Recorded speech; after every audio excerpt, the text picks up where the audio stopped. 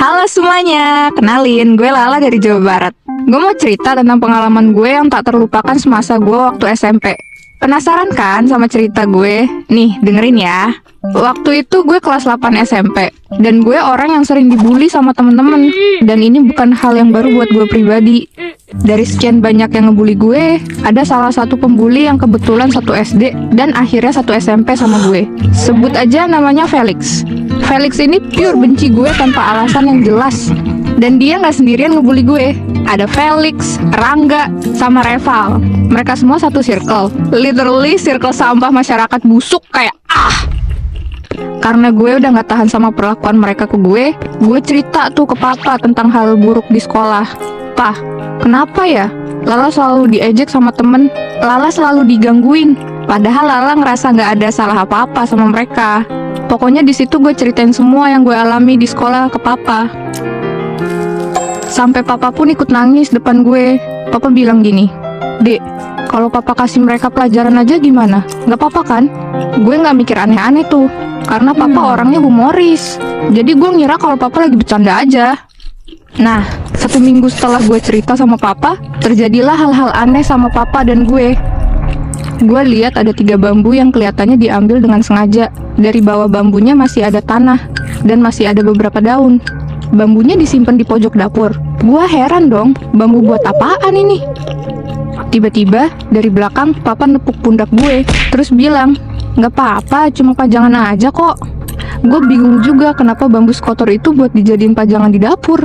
Kan kalau mau pajangan mah vas bunga kek, atau patung Liberty sekalian. Tapi gue sebagai anak mah no komplain. FYI, semenjak ada bambu itu, hawa di rumah tuh bener-bener beda banget. Rasanya kayak pengap banget, kayak lagi banyak orang di rumah.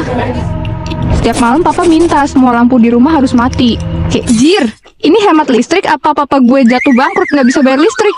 I don't know. Nah, anehnya lagi, papa selalu bakar semacam dupa di depan bambu itu.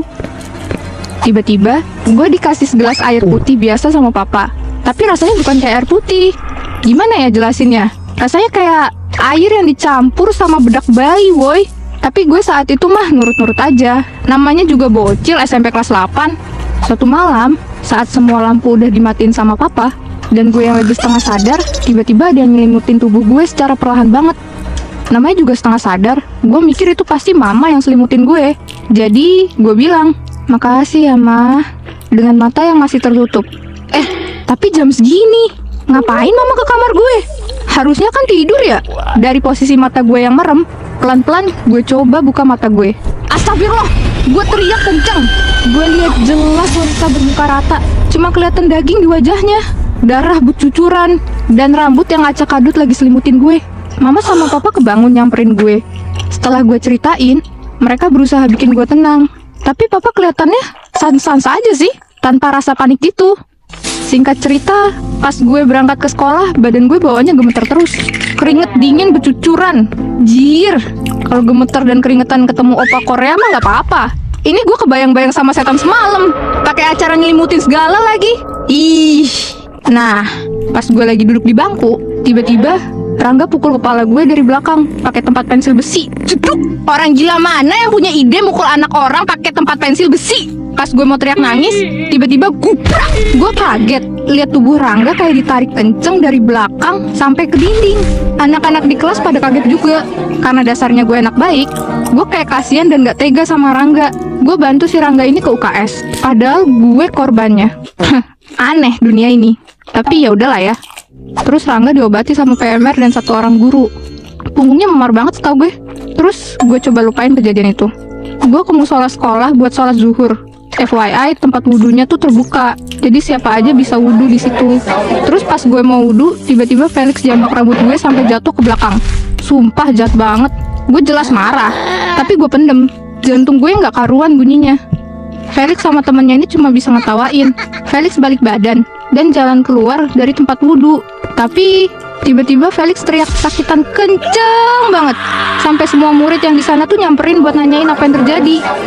Gue lihat kalau kaki kanannya Felix di bagian betis tiba-tiba aja memar yang parah banget. Sampai Felix nggak masuk sekolah sekitar 5 hari karena katanya nggak bisa jalan. Dalam hati gue mah, mampus jir, nggak usah so ngebully kalau dasarnya pecundang. Tapi di sisi lain gue mulai mengaitkan kejadian aneh di hidup gue sama makhluk yang gue lihat waktu malam hari itu. Tapi gue masih berpikir positif. Selama ini mungkin dia lagi ngejagain gue ya harusnya fine-fine aja. Tapi akhirnya ada salah satu di antara mereka yang menyadari dan menganggap kalau gue tuh punya ilmu sihir. Lah, dikira gue Harry Potter apa? Pakai segala ilmu sihir. Kalau gue punya mah, gue nyihir mereka jadi monyet, jir. Terus, gue dilaporin ke guru BK atas tuduhan kekerasan dan mempunyai ilmu sihir. Yang bahkan gue sendiri pun bingung, kenapa itu semua terjadi? Gue bukan murid sekolah jujutsu, woy. Mana gue tahu sihir-sihiran. Gue, Felix, Rangga, dan Reval masuk ke ruang BK. Juga orang tua mereka ikut hadir. Papa gue pun hadir di situ. Gue dicaci maki, ditunjuk-tunjuk, dijambak, didorong. Semua itu kelakuan ibu Felix ke gue. Padahal mereka yang salah. Orang mereka yang biang keroknya. Mau sampai kapan korban bully yang kalah? Sampai akhirnya papa muak dan marah. Dia langsung narik tangan gue keluar sekolah. Banyak yang berusaha tahan kita. Cuma papa kelepasan dan mendorong orang yang mencegah kita. Akhirnya gue disuruh pindah sekolah dan juga menjalani beberapa terapi otak untuk gue. Berkali-kali datang ke psikolog, sampai pada sekitar 9 bulan kemudian, gue berhasil sembuh dari trauma berat yang gue alami di sekolah dulu. Suatu ketika, nggak tahu tumben banget gue buka Facebook setelah sekian lama nggak buka. Gue scrolling, tiba-tiba ketemu akun di mana dia posting fotonya lagi peluk adiknya yang duduk di kursi roda. Captionnya, "Felix anak kuat, cepet pulih sayang." Kaget sekaget-kagetnya sampai gemeter nangis pas tahu itu Felix. Tubuh Felix kurus banget, kaki kanannya berlebam, cuma kayak gosong gitu, dan bernanah. Gue langsung cari info tentang nomor salah satu keluarga Felix, dan akhirnya berhasil dapet. Gue coba hubungin kakaknya Felix dan menyampaikan keprihatinan gue ke dia. Terus dia bilang mau bawa Felix ke rumah gue, dan gue setuju. Udah izin juga ke papa, dan benar lusanya mereka beneran datang. Terus singkat cerita ada suara ketukan pintu. Gue buka tuh pintunya. Belum ngucapin sepatah kata pun, gue teriak ketakutan saat lihat ada sesosok wanita bermuka rata yang pernah selimutin gue waktu itu. Sosoknya lagi pegang kaki kanan Felix, dan tubuhnya ikut terseret ketika Felix mendorong kursi rodanya. Semuanya kebingungan, kecuali papa yang kelihatannya emang sama-sama lihat cewek itu. Terus nepuk pundak gue agak kuat. Seketika sosoknya langsung hilang entah kemana. Itu makhluk yang sama waktu itu nyelimutin gue malam-malam. Sementara itu, ibu Felix yang langsung sujud dramatis di kaki gue dan bilang, "Maafin Felix ya Lala. Ibu mohon maafin Felix. Kasihan dia nak. Dia menderita." Gue mesti gimana? Jujur, bukan ini yang gue harapin. Dengan tangisannya, tiba-tiba papa bilang, "Saya yang memberi sihir pada Felix. Karena saya mempunyai dendam besar pada anak ibu, yang membuat anak saya jauh lebih menderita dari apa yang dirasakan Felix sekarang." Gue kaget, bingung, khawatir, marah, semua campur aduk. Jujur gue masih punya perasaan kasihan lihat nih pembuli menderita. Singkatnya, papa bawa air yang didoain buat diusap di kaki Felix. Dia ngerasa nggak kesakitan, meskipun luka di kakinya masih ada. Kita berakhir damai. Makhluk yang selama ini gangguin Felix itu ternyata makhluk yang jagain gue. Gue bener-bener berharap kalian gak main-main sama hal gaib. Gue gak membenarkan tindakan papa gue. Tapi, saran gue, stop menindas orang lain karena selalu ada balasan karma entah dari mana datangnya. Dan buat kalian yang lagi dibully, please terbuka ke orang tua atau siapapun yang bisa menyelesaikan masalah. Gue harap gak ada korban bullying lagi. Salam hangat, gue undur diri dulu.